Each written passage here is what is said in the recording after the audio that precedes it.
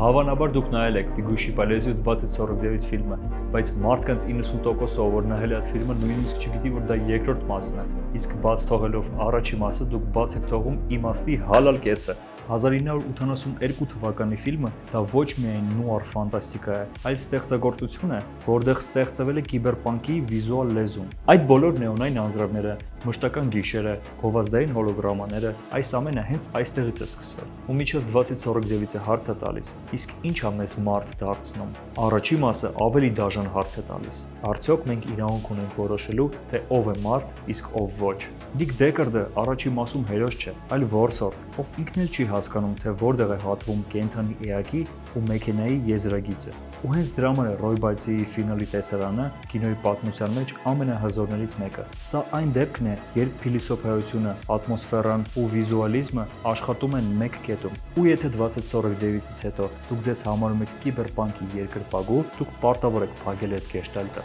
Ու հավատա, երբ որ դու նայես առաջի մասը, 2049-ը քո համար կդառնա լրիվ ուրիշ ֆիլմ։ Իսկ դա արդեն լրիվ ուրիշ վիդեոյի թեմա է։